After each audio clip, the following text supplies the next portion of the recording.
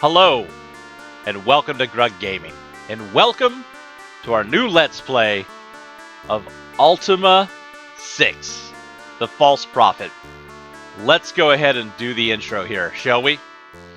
Upon your world, 5 seasons have passed since your triumphant homecoming from Britannia. You have traded the Avatar's life of peril and adventure for the lonely serenity of a world at peace. But television supermen cannot take the place of friends who died at your side. Outside, a chill wind rises.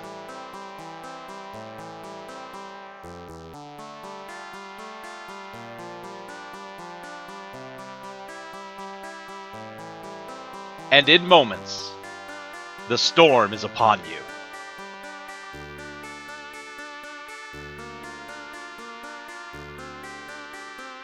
Tongues of lightning lash the sky, conducting an unceasing crescendo of thunder.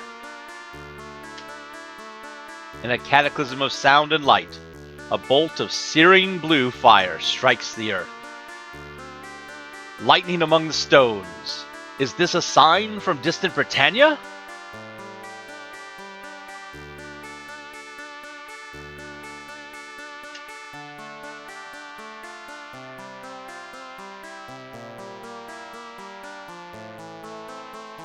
You bolt from your house, stumbling, running blind in the storm, into the forest, down the path, through the rain, to the stones.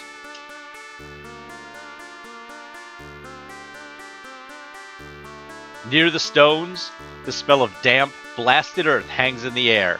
In a frozen moment of lightning-struck daylight, you glimpse a tiny obsidian stone in the midst of the circle.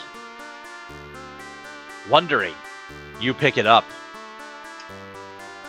And from the heart of the stones, a softly glowing door ascends in silence.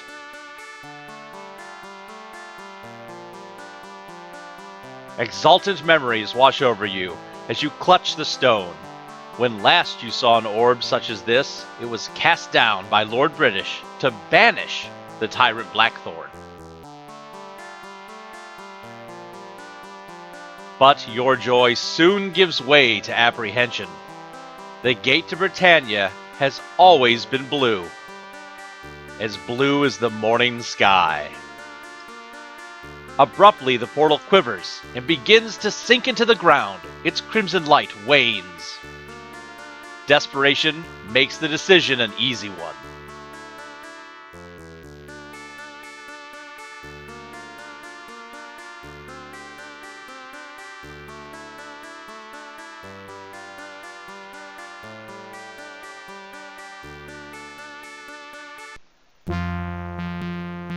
And with that, we have re-entered the world of Ultima. This is Ultima 6, The False Prophet, the 6th Ultima game that we'll be playing together. As you can see from that intro, huge advancements over the last game that we played.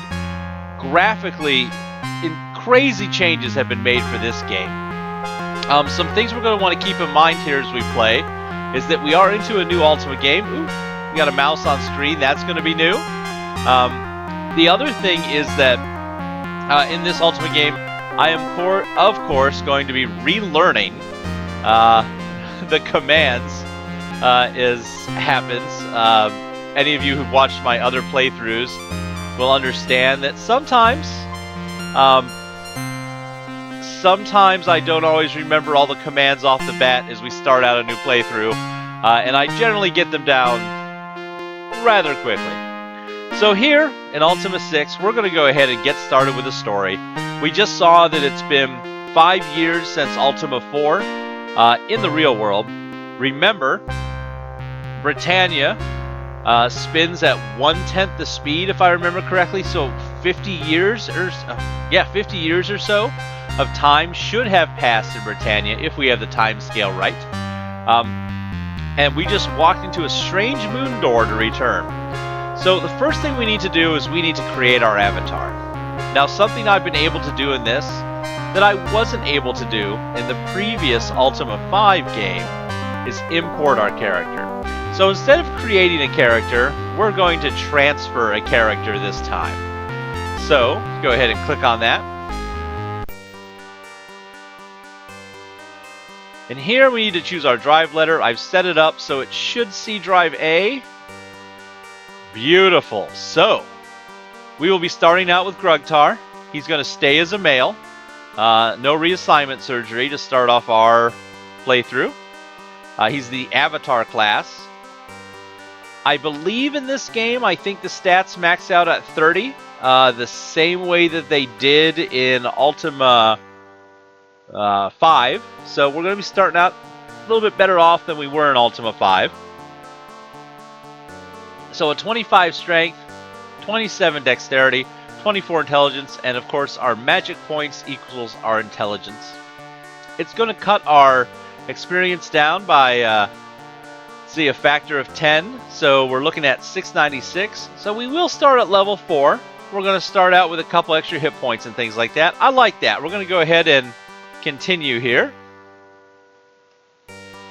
Now we need to choose Grug's appearance. So this is one of the portraits it puts up. There's a couple other ones that we could choose from. This game, of course, again, you're seeing now, just think of how this looks compared to the previous games. It's amazing leaps of technology. That guy's got a cool helmet.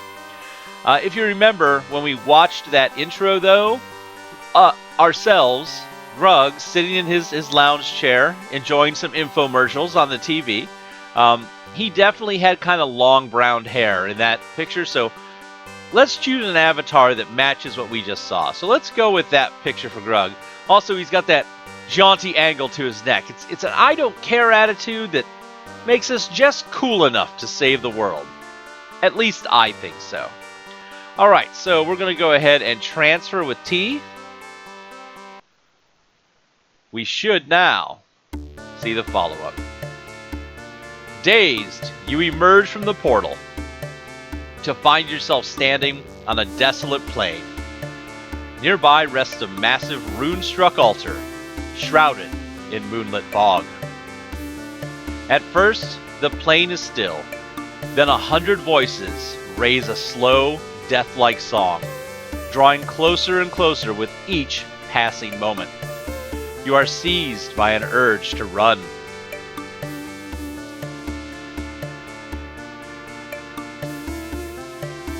This can't be good,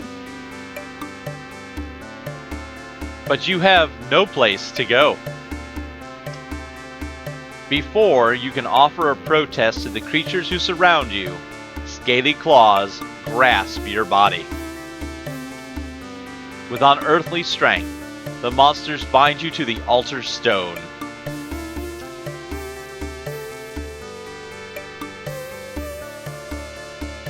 Kneeling, the horde sway and chant as a stately winged nightmare steps forward. The leader unwraps a velvet-covered, brass-bound book and recites from it in a formal, stilted tongue. Shouts and jeers explode from the masses as the priest slams shut the book. In his hand, a malignant dagger drips with moonlight. You close your eyes. A dying scream, certainly your own, curdles the air.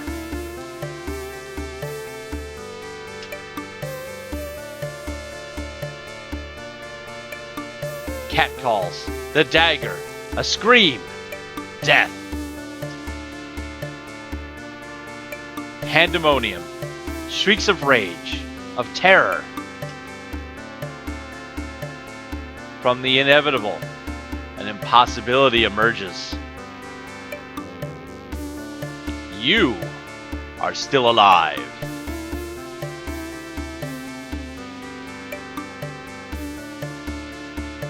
Silent red light fills the darkness.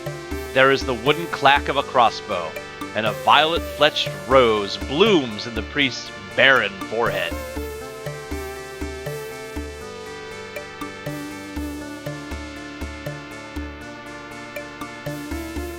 Friendly faces vault from a newborn moon gate, while a rain of quarrels holds the furious mob at bay. The knight Duprey's sword flashes twice in the darkness, slicing away your bonds.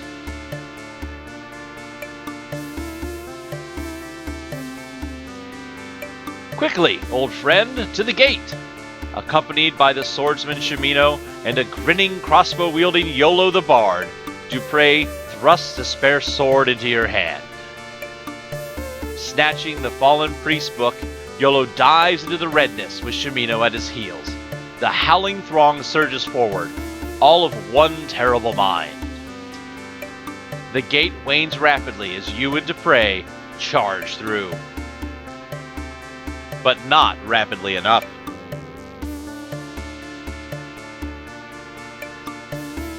From the mob's vanguard, 3 of the abominations scrambled forward the gate.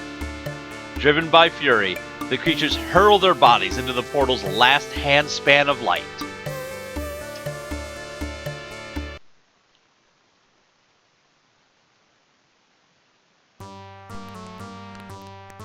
And that brings us here to Ultima 6. So we're actually starting out in combat, start this game off. We're going to have a lot of menus to talk about and other things, but first, let's deal with the problem at hand. Well, we might have to talk about our menus anyways. So we've got Grug here, the avatar. Looks like we've got a red cape on so we can find ourselves. This is Duprey in the armor. So we have Duprey right here. Our trustworthy paladin. Shimino, our fighter friend, who was with us at the end of 6. He came along for the travel. In fact, Shimino has been with us,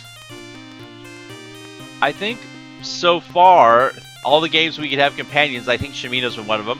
And of course, Yolo, our buddy right there, he is with us as well with his hopefully trusty crossbows. So looks like we've got Lord British here most likely in the royal purple. Some kind of paladin off to the right. Some kind of wizard here. And here are the 3 gargoyles that followed us through. Oh, there's going to be a lot of pointing with the mouse in this game, I can tell you. On the right, we have our character's hit points right here so we can see how we're doing. We have our commands at the bottom, which we can use keyboard commands for as well. And we're in combat. Well, Grug probably has a sword. It's what he usually has to start, so let's move him forward here. Okay. So a lot of things just happened. We moved and expelled a turn. It looks like our party members fought on their own. I believe we're going to be setting them with some AI settings to make them move on their own. So looks like Yolo shot off a bolt and hit a gargoyle. Duprey and Shimino moved up front. We're up front here too. So we're going to attack with our sword. And we can either choose to attack using the arrow keys, or I think we can click on somebody. Yes, okay. Oh! Duprey barely wounded, I've been barely wounded, Gargoyle's been lightly wounded. We're going to keep attacking that same gargoyle. We can do that by hitting enter as well, I believe. Oh, we're missing. Not good. Oh, but we're beating them a bit. They're looking a little wounded. We're not doing anything too bad as far as hit points go. Here, let's attack again, Grug. Ooh. Alright. Gargoyles are heavily wounded. I'm going to guess that heavily wounded means 25% health. Just a guess. Oh, Yolo, that was a bad shot. Alright, let's attack again. There you go, Yolo. Duprey's taking some hits. Shimino's holding his own over there. Protecting that wizard. Ooh, that gargoyle's critical. Let's see if we can get him. Yes! 1 gargoyle down. Got it. So we got another gargoyle here. We're going to work on. Ooh, they're hitting us a little bit. Barely wounded. Yeah, so we're fine. Oh, looks like that gargoyle's making a run for it. We'll YOLO work on him with the bow. Looks like that's where he's concentrating. Alright. We're down to 1 last gargoyle, having killed that one. Good job, Grug. Good swing. Let's chase this last one down, shall we? How far is he going to run? Oh, not too far. Not if Yolo has anything to say about it. Get him, guys. Come on.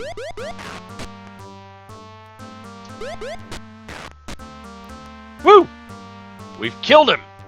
Success. Our first combat done.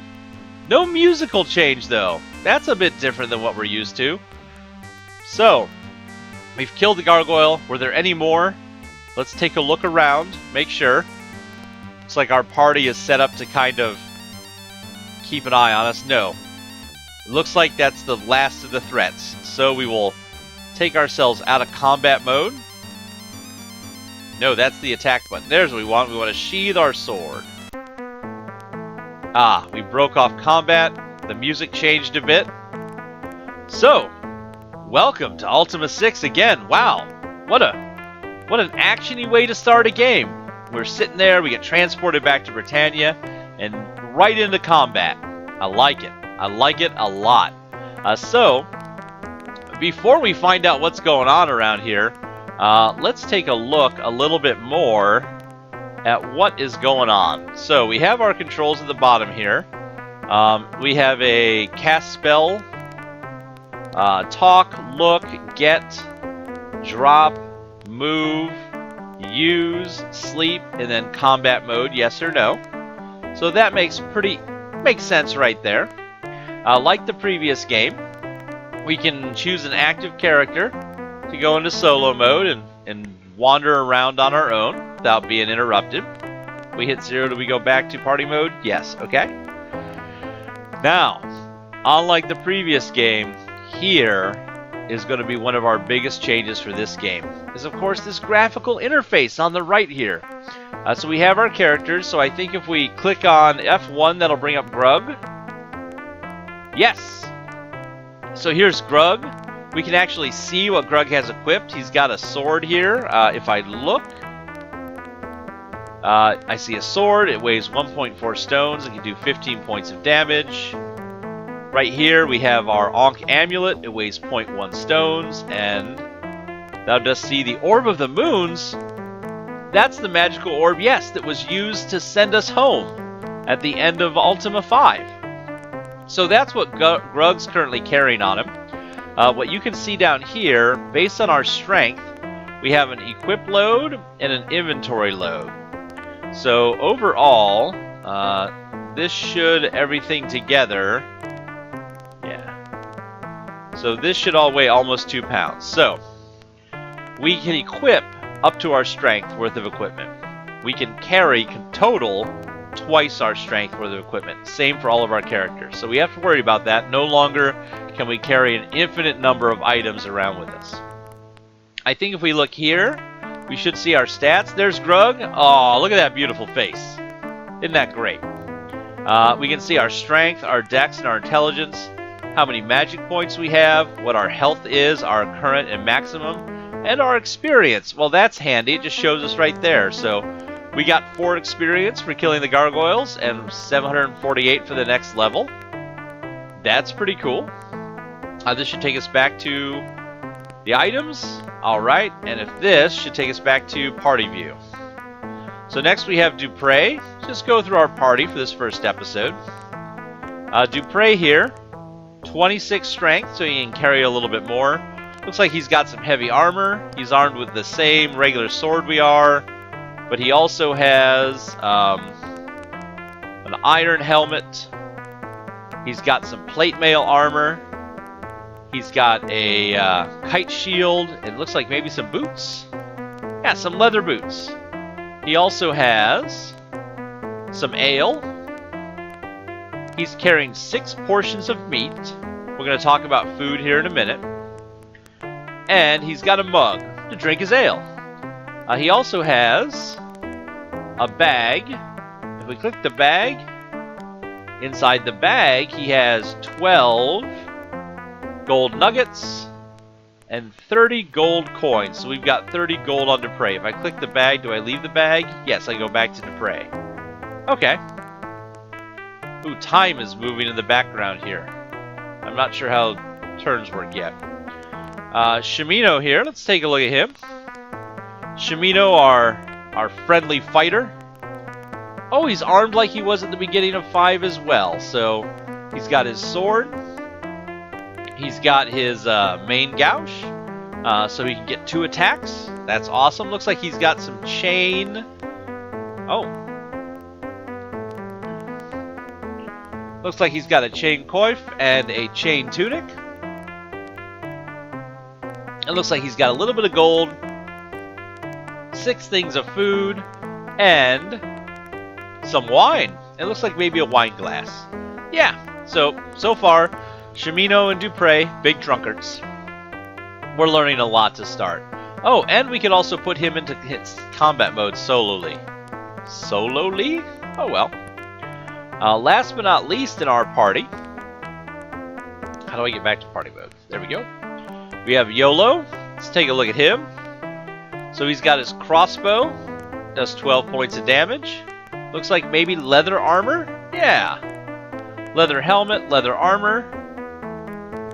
I guess this is crossed out. Oh, because this is a 2-handed weapon, so he can't use another thing here, so that's crossed out. He's got some swamp boots. I believe these let him walk over poison without getting hurt. That's important. Yolo also has the Book of Prophecies. It weighs 1.4 stones. That's the book he grabbed out of the gargoyle's hand. He's got his loot.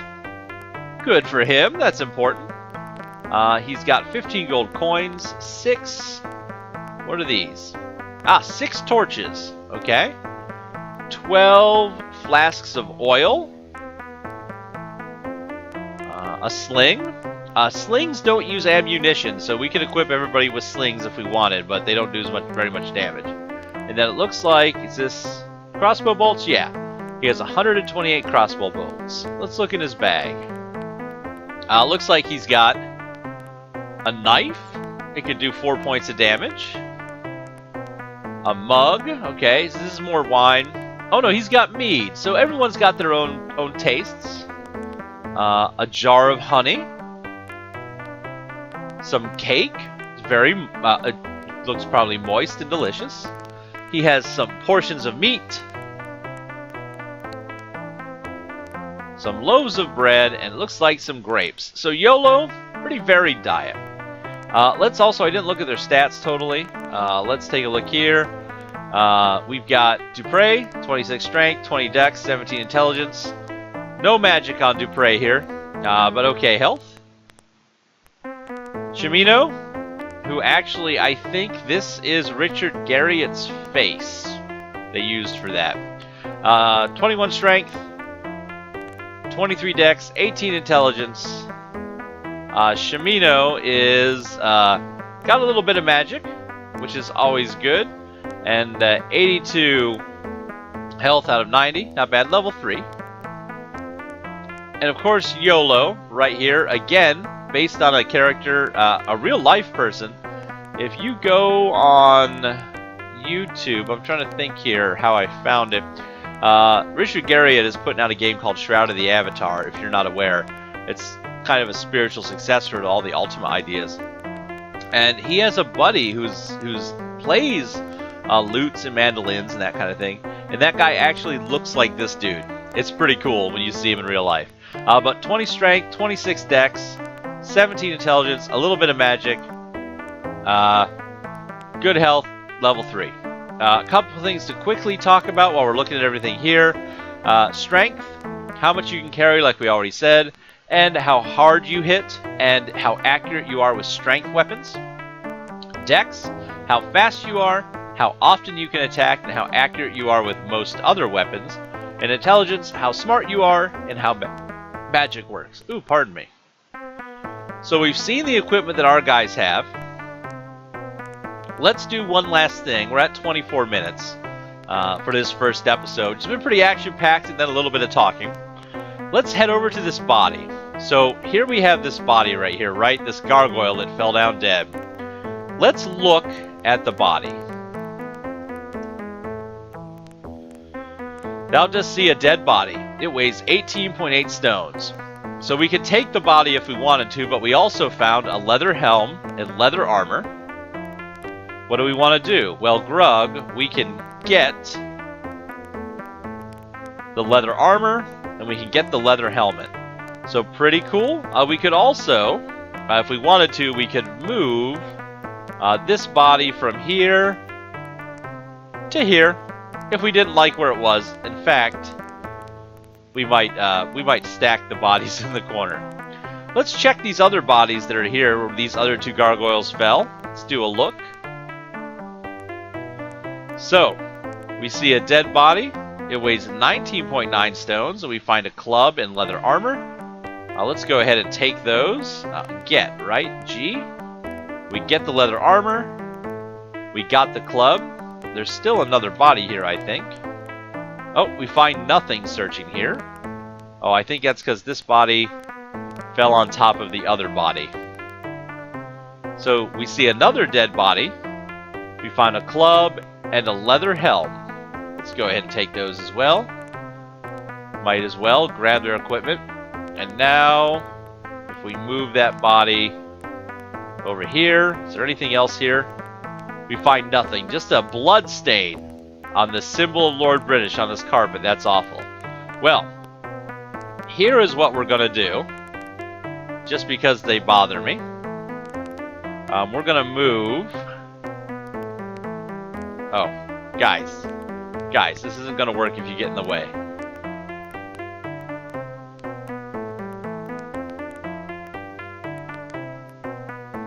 Okay, we'll move Duprey, and then... Why do I keep doing that wrong? Oh, you have to move next to each other. Okay, we're just going to leave the bodies there. Never mind. I was going to try and move all the bodies down this way, but that doesn't seem to be working. Not a big deal. Well, folks, we've wasted enough time here. We've killed a couple gargoyles. We've saved these people, and what I assume is Lord British. What we'll do is we will talk to Lord British in the next episode of Gaming with Grug and find out just what the heck is going on here in Britannia. I hope you're ready for another adventure in Ultima. I hope that gives you a good idea of what's happening with the layout so that we're ready to move on without talking too much about it. Our speech will also appear down in this box as well. All our descriptions, everything else. This is kind of a cool layout. With that in mind, we're going to end the episode here, and I'm going to say thanks for watching. Please tell your friends, and as always, we hope to see you soon.